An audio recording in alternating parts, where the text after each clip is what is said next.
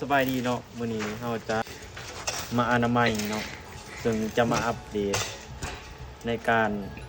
สร้างศาลาน้อยเนาะอยู่ที่วัดบ้านนาทองเนาะว่าเฮาเริ่มลงมือปฏิบัติเฮ็ดตัวจริงเนาะได้ฮอดขั้นใดแล้วเนาะซึ่งนายสร้างเพิ่นก็ได้มาจอดโครงทางเล็กเนาะเตรียมจะมุงกระเบื้องซึ่งมื้อนี้ก็บรรยากาศดีหลายเนาะซึ่งว่าเฮาจะได้มาอนามัยวัดในทางได้ซึ่งว่าบรรยากาศคือว่าดีเนาะ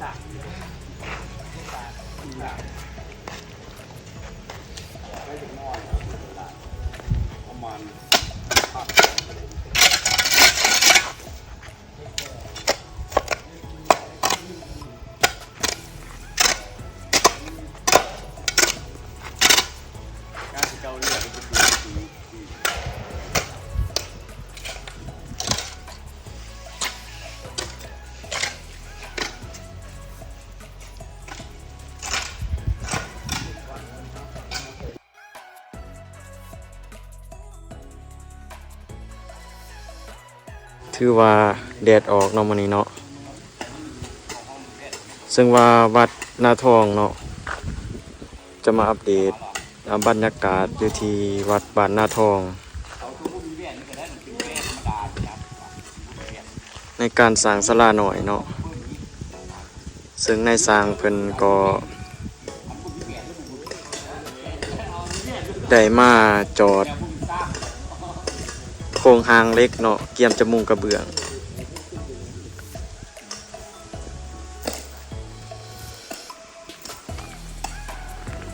ซึ่งเฮาก็จะได้อนามัยวัดเนาะคือว่าหญ้า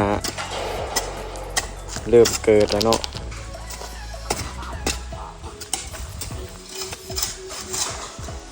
ซึ่งได้นำพา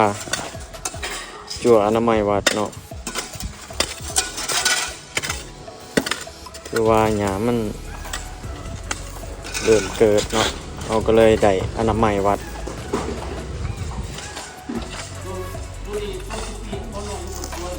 นั่นแหละนั่นแหละ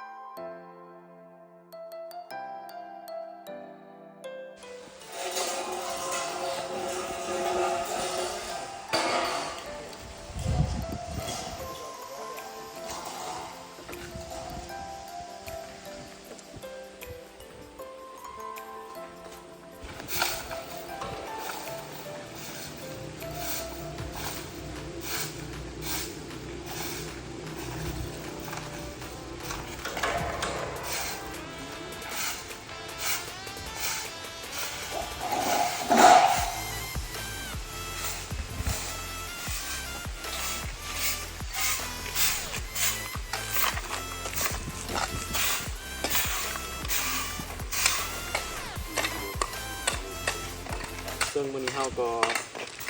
ได้มาอนามัยเนาะ มา ไม้วัดหรือว่ายามันเกิดหรือว่ามันเลยหกเนาะหรือว่าเขาได้ผ้าไปเชื่อเนาะมาอนามัย ที่ดินเนี่ยเป็นที่สุด วัดปานาโตเอาป้าหันก่อนเดียวจะมีรถบอกรถมาเอา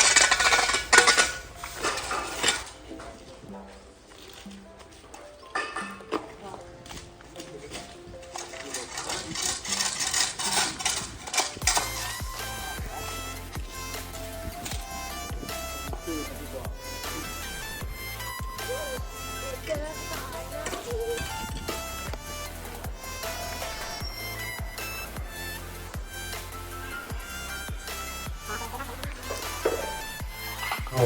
แล้วเวียกเนาะเขาก็จะได้มาเจออาหารเกมเนาะซึ่งว่าเขาได้เจอซันเองเนาะวันนี้เขาจะมาตำหมักฮุงแล้วก็ปีกสีโครงหมูแต่ว่าเขาได้ไปซื้ออยู่ตลาดมาเนาะ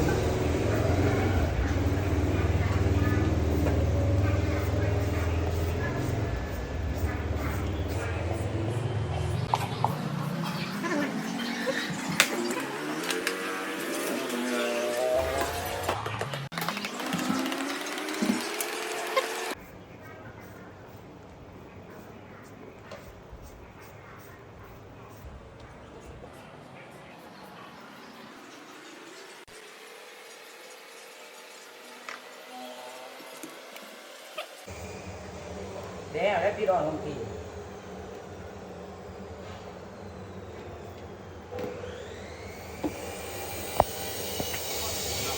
โอ้ยมาแล้วนะร นี่ ถ เขาจะมา ว่าไงเด็ก สีโครงหมูเนาะหลังจากที่เขา ก็ได้มา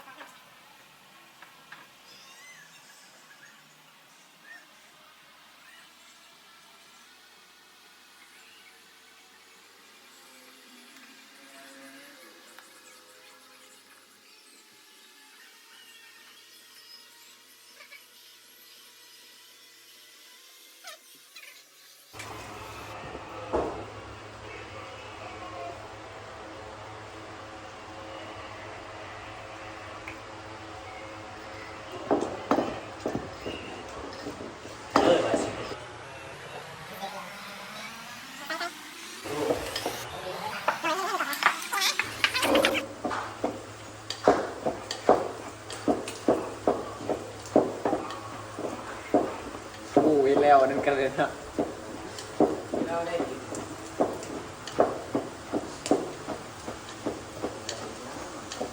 ก็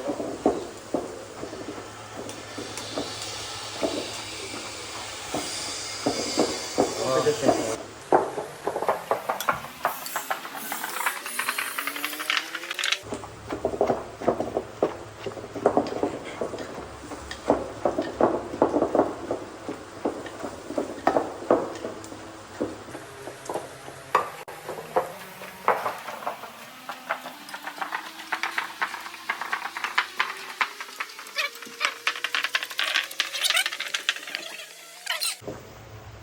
ตัวนี้ฮะซิมาซีมเนาะเอานี่เด้อ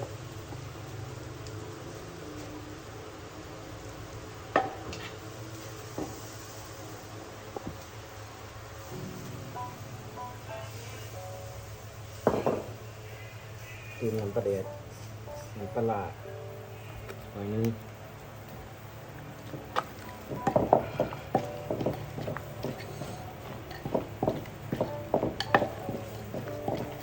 ความเซิร์ฟ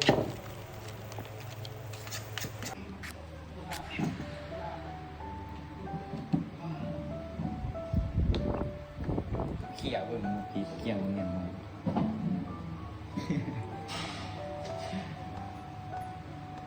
อินซีนไฟไหมเพื่อ